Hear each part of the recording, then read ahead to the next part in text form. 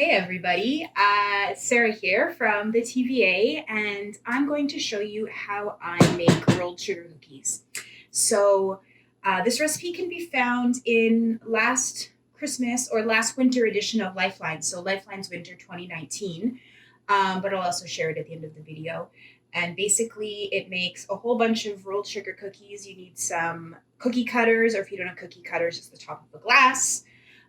We're also going to use flour, sugar, baking soda, vegan butter or margarine, water, and vanilla. So let's get started. I've got my mixer bowl here, and I'm going to combine all of the dry ingredients. So first, that is 2.5 cups of flour. So this recipe makes like 60 cookies. It makes a lot of cookies, but it's a week before Christmas, so I'm definitely going to either eat them or give them away to people, so that's fine. Feel free to half the recipe if you don't want to make an obscene amount of sugar cookies. That works too. So yeah, 2.5 cups of flour. I've got my flour here. And I know I've mentioned this in other videos, but it's really important to sift your flour when you use it. I do like a lazy way of sifting. I take a smaller container and a larger container, and I just sort of pour it in slowly so that you get lots of air in with your flour, because the big thing you don't want is your flour to be super dense. Otherwise, it's too much flour. If this was bread or something, I might weigh the flour, but because it's just cookies, it's not as important, so I do it this way. We want 2 cups and then a 1/2 cup. So I'm just going to reverse and use the 1 cup to fill the 1/2 cup. Here we go, 2.5 cups flour. And we want 1 cup of sugar. I do not have a gluten-free household, so I'm going to use the same scoop I just used for the flour to do the sugar. If you're baking for anybody who's gluten-free, you shouldn't be doing things like that because you might contaminate the sugar. But like I said, I am not baking for anyone who's gluten-free, so it's fine. Just my 1 cup of sugar. So 1/2 teaspoon of baking soda. I have this gigantic box of baking soda, but yeah, it's almost empty too, so it's hard to get the baking soda out. All right, success. And then I think we need to stir it before we add the wet ingredients. So I'm gonna put it on my mixer and just put it on low. There we go, just for a couple seconds to mix it all up a little. And now I'm going to add a cup of vegan butter. For this recipe, I usually just use the vegan basil in the container. I do have the basil sticks as well, but I don't think that the sticks are necessary for this recipe. I'm going to make like a shortbread later today, and I'll use the sticks for that for sure, but for the sugar cookies, the margarine is fine. The other advantage to the sticks is that they're pre-measured, so you don't have to do this. But I go through an obscene amount of vegan margarine when I'm doing my Christmas baking, so I keep both of them around. Because 1 cup is a lot. It's like more than half of this container of margarine. So yeah, these are definitely not healthy sugar cookies, but it's Christmas, so whatevs. Take my cup of margarine, smear it all over my KitchenAid.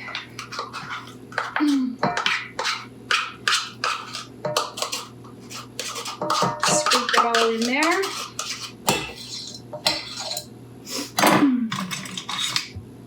Got a little spatula thing that'll do a better job here.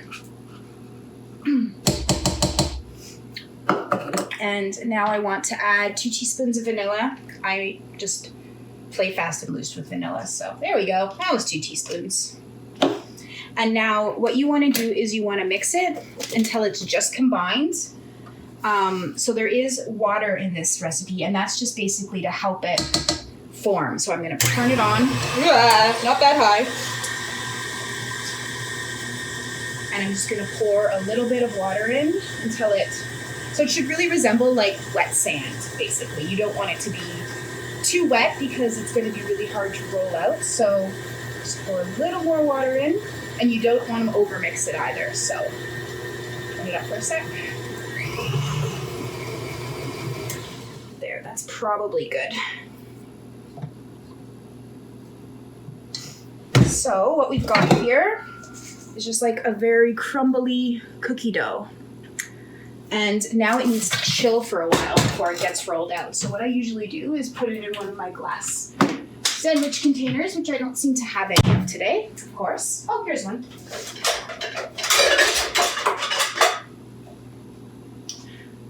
So I just take one of these glass containers and I pour my sugar cookie dough into it.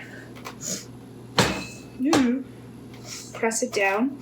I did wash my hands before this started, I promise. And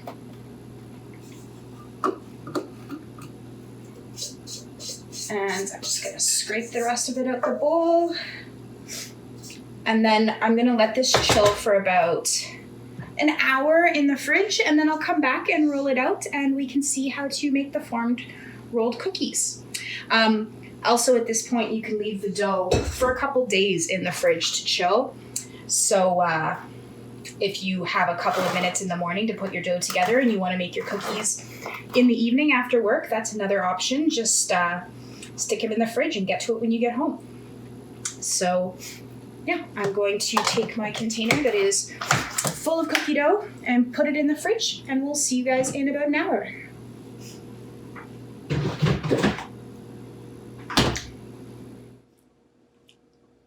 Hi everybody, I'm back. So I've set my camera up on the counter so you can actually see me rolling out these cookies. So yeah, that's what we're gonna do now. I'm just gonna grab them and take them out of the fridge. They've been cooling. While they were cooling, I made some other cookies, so that was good. And now I've got my container full of cold cookie dough. I've also got a little bit of flour standing by so that I can dust this surface. So I'll do that first. I'm going to take only like a third of this cookie dough, maybe even less, to roll out. A little more than that.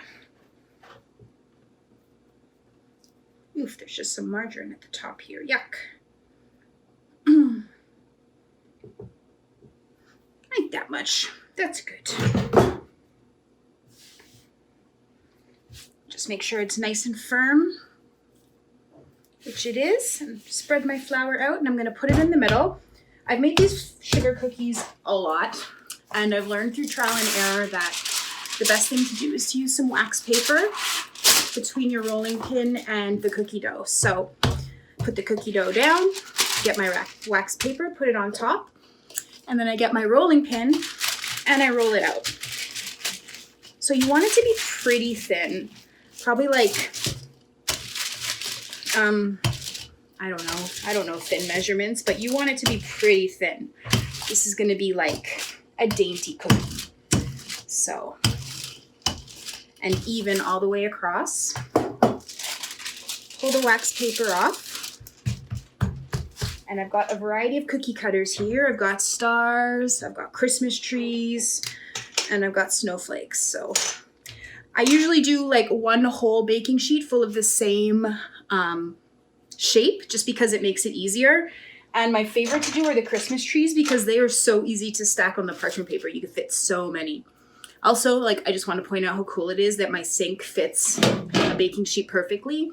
So I have my like cutting board here with the rolled out cookie dough, and this fits perfectly, and I could put all my cookies on it, and it's just a nice little workspace in my tiny kitchen here. So I just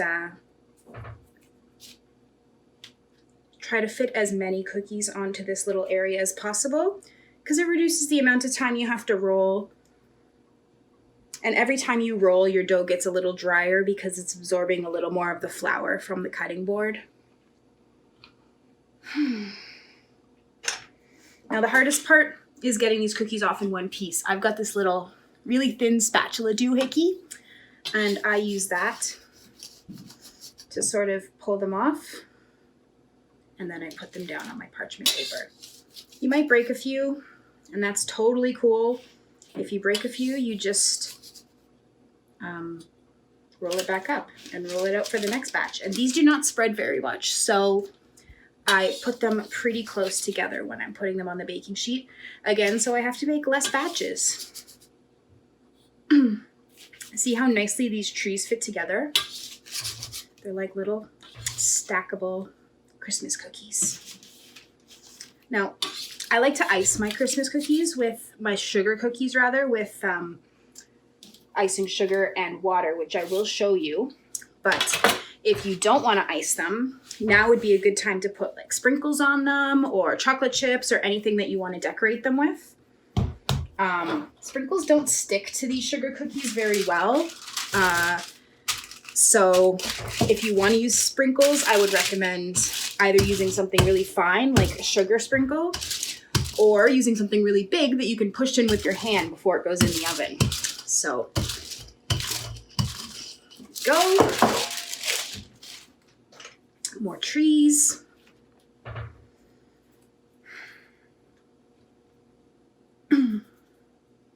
I've got my oven preheated to 350 so that the cookies are ready to go in. Once I've finished rolling them out here. And what I usually do is I'll fill one whole parchment paper sheet like this, and I will then put that in the freezer. And then I will do a second cookie sheet full, and then I will take the first cookie sheet out of the freezer and put that in the oven, and then put this second sheet into the freezer, and then switch them out. So as that first batch is cooking, I'm putting a third batch on the parchment paper, and the second batch is sitting in the freezer, and then et cetera, et cetera, et cetera. I'm like a sugar cookie baking factory at this point of the year usually. These sugar cookies are my sister's favorite thing, and I usually have to make her like 100. I'm not even like exaggerating. It's usually like 100 sugar cookies just for her, and then everyone else in the family wants some too, and I give away to friends and things. So I make so many sugar cookies. But this year, sadly, I won't be giving any to my sister because of 2020 being what it is. So I don't have to make like 150, maybe just 50. So this might be my only batch of sugar cookies this year. So here we go. I can fit 3, 6, 9, 12 cookies on a cookie sheet. It's going to go into the freezer while I cut out my next batch, and then it's going to go into the oven on 350 for about 7 to 11 minutes, depending on your oven. You want to keep a really good look at it, and you don't want it to even be starting to get brown on the bottom. So when these are done, I'll take them out and show you what it looks like. All right, cool. See you in a bit.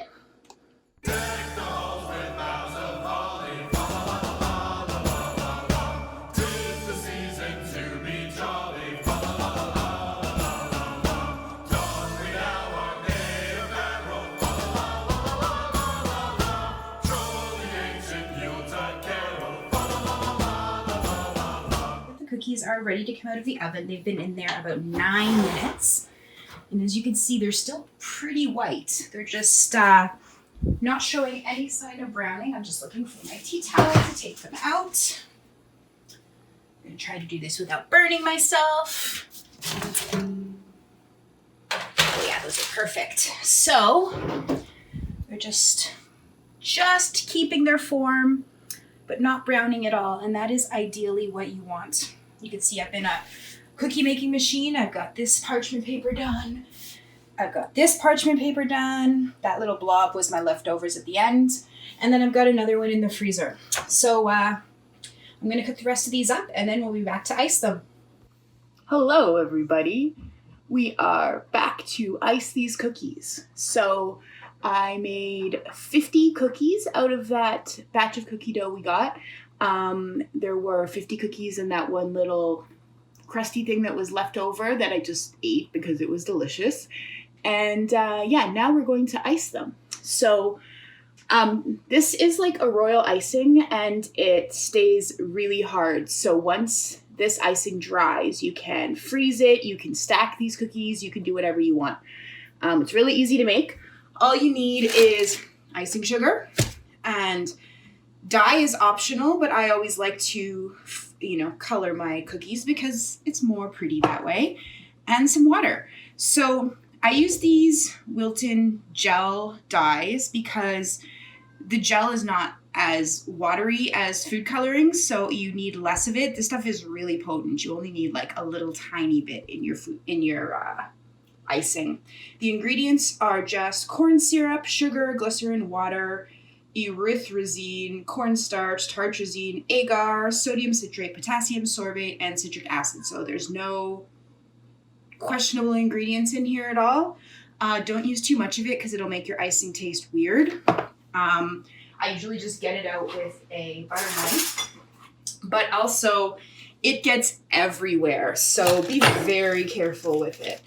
The butter knife, after I put the dye on it, goes right into the sink, and don't let it touch anything plastic. So this royal icing it's thick, so I want to use a lot of icing sugar, and I am very sorry in advance. I don't have a recipe for this. I sort of eyeball it, so I use a lot of icing sugar and a little bit of dye. So again, I just take my butter knife. I use about that much, just a little bit on the knife. I put it in, knife goes right in the sink, lid goes right back on the dye. And then we're going to add just a little bit of water to this, maybe like 2 tablespoons, and mix it all up. It takes a couple of seconds to mix. What you want is a thick glue-like consistency, because you want this to not, see that little tiny bit made this vibrant pink. It's kind of blinding actually. You want this to be able to dry hardened, so you don't want it to be runny. It's sort of like this glue-like consistency is what you're aiming for. This is actually maybe a little too runny. I'm gonna add a little more icing sugar.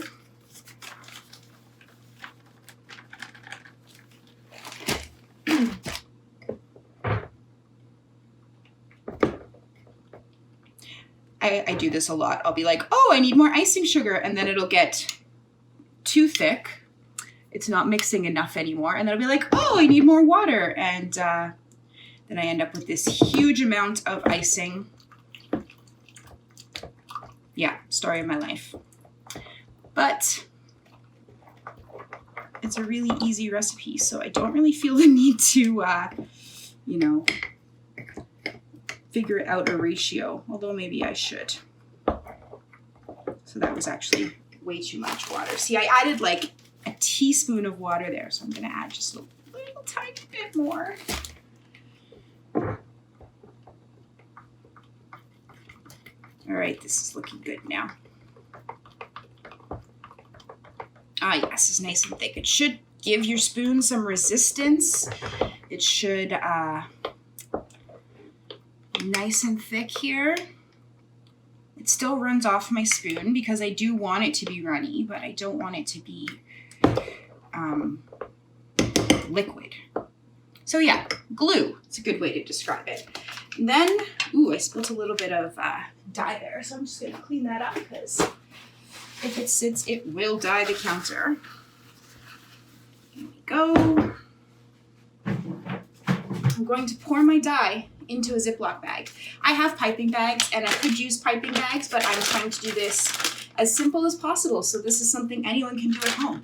Ziploc bag makes a great piping bag in a pinch because it's resealable. It isn't reusable, so that's, it's definitely not as environmentally friendly as my piping kit because my piping bags are reusable, but this works in a pinch.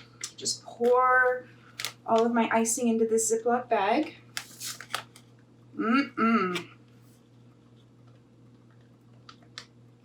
This part can get a little bit messy.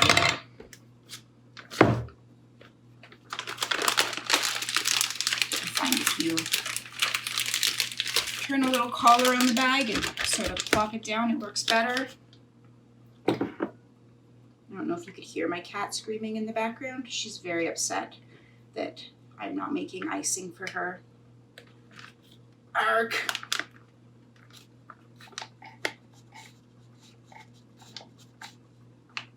All right, so there we go. And because I curled it down, it also didn't make a mess in the lid, so I'm not gonna get ridiculously sticky hands when I seal it up, hopefully. So yeah, this looks really appetizing, right? I'm gonna try to get as much of the air out as possible when I seal it. And I'm going to sort of smush all of the icing down to the bottom.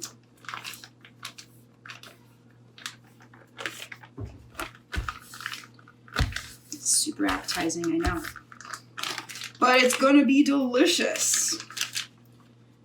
Smush it all into one corner like this. So what we're ending up with is basically a DIY piping bag. So,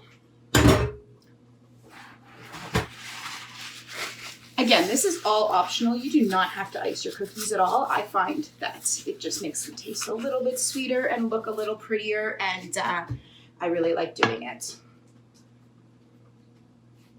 So there's so many different ways to ice your cookies. You can get piping bags and 20 colors, and you can write Merry Christmas on these things. You can use toothpicks. You can be super precise. We've all seen those beautiful, beautiful cookies.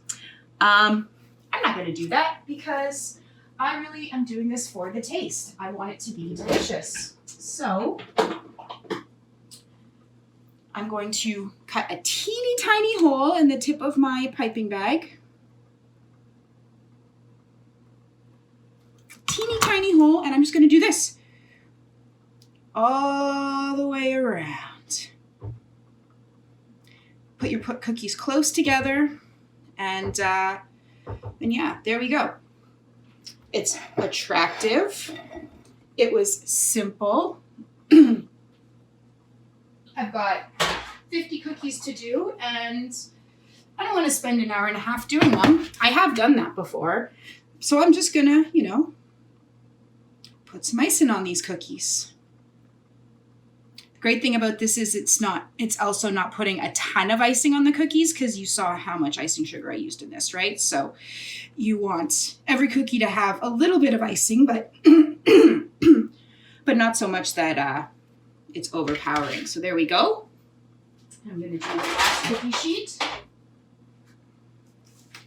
I just got some wax paper on these cookie sheets to protect the cookie sheet to make it easier for cleanup in the end. Again, I'm just going to drizzle it on.